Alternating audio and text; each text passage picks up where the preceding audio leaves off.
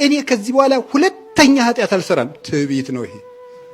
እንደዚህ አይባልም። እግዚአብሔር ይጠብቀን ይባላል። 80 ዓመት ዋሻ ውስጥ የተጋደለ መነኩሴ ነበረ። ከዚህ በኋላ ከተማ ሄጄ 1 ወር አርፌ ልመጣ ነው አለ። ይተው አባ፣ ሴት አይተው ስለማያውቁ ይወድቃሉ አሏቸው። እኔ አባ 80 ዓመት ተቀጥቅጬ ተጋድዬ መላእክትን ለማየት በቅቼ የራስህን ውድቀት ተናገር አሉ። ሄደ።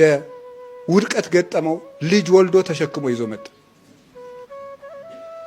እንግዲህ ሰውን ካልሞተ አትመኑት አለ መጥቶ ከገዳሙ። ሰው ሲሞት ነው። ካልሞተ ሰው ገሌ ቅዱስ ነው አይባልም ማለት። ቢሰማ ኑሮስ ምክር እኔ ቅዱስ ነኝ፣ እኔ ንጹህ ነኝ፣ እኔ አልወድቅም አይባልም። እኔ እንደዚህ አይገጥመኝም አይባልም። ትዕቢት ነው። ቅዱስ ጴጥሮስ ሁላችሁ ትክዱኛላችሁ አላቸው ጌታ። እሱ ምን አለመልሶ? ሌሎች ሊክዱ ይችላሉ፣ እኔ ግን በፍጹም አልክድም አለው።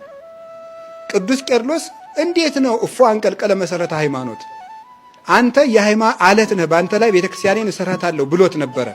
እንዴት የሃይማኖቱ መሰረት ጴጥሮስ እንዴት ወደቀ ይልና ቅዱስ ቄርሎስ አልክድህም ብሎ በመመካቱ ነው። እንዳልክድህ ጠብቀኝ ብሎ ቢሆን ኑር አይወድቅም ነበር ይላል። ስለዚህ ወደ ፈተና አታግባን የምንለው እኮ ፈተና ማለት ፈርቶ እግዚአብሔርን የሚክዱበት ቀን ነው ይላሉ አባቶቻችን። እና እግዚአብሔር የሚራራ አይኖች ወደሚመለከቱት ልብ ወደ ተሰበረ ነው።